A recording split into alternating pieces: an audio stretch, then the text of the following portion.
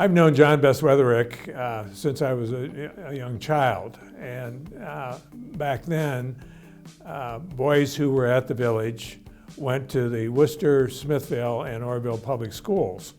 John Beswetherick went to the Orrville public schools, and he was older than I was, so I saw him as a role model and somebody that I could look up to.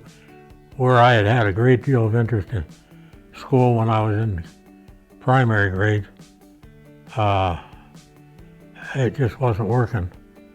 And I was managing to keep my grades just on the borderline so I could play sports, and I attended school when I wanted to, and ducked school a lot, so that resulted in going on probation.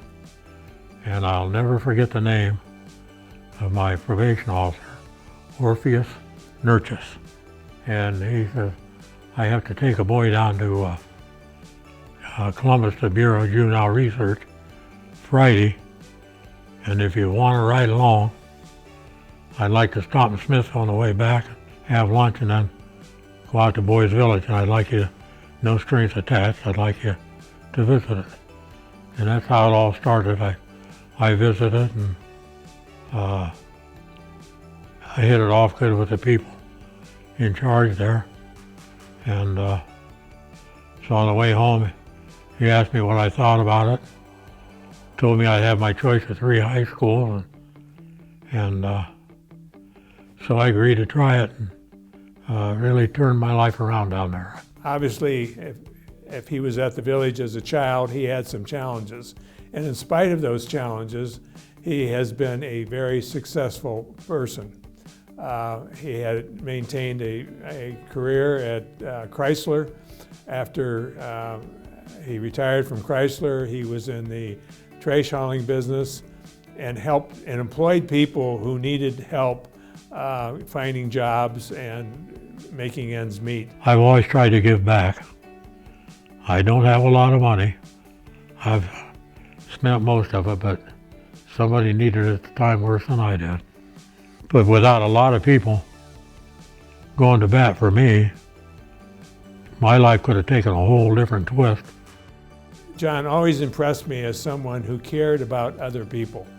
And frankly, that is one of the reasons why I was so happy that he was included in the Hall of Fame, because John takes care of his family and his friends and other people in ways that other people wouldn't. Bob Maruno, he would call me when there was a radio station to go to in the evening, and I would drive down and accompany him, and we'd go and do the talk shows wherever they were. Eventually, he approached me about starting an alumni association, and we did.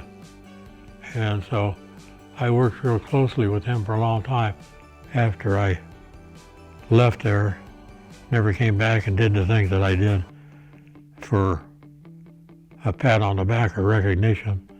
I really believe in that place, and I just wanted to help if I could. For so many of our youth, they have a sense of hopelessness and helplessness. If they have anything in common, I would argue those are the two things. For them to have a role model that they can look up to, of a successful candidate that not only did well in our program, but carried that on throughout their lives, is just really important that role model aspect be available for our kids.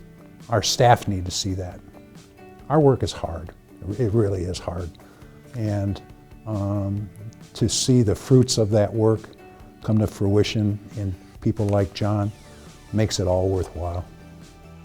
I have never been afraid to brag about Boys Village.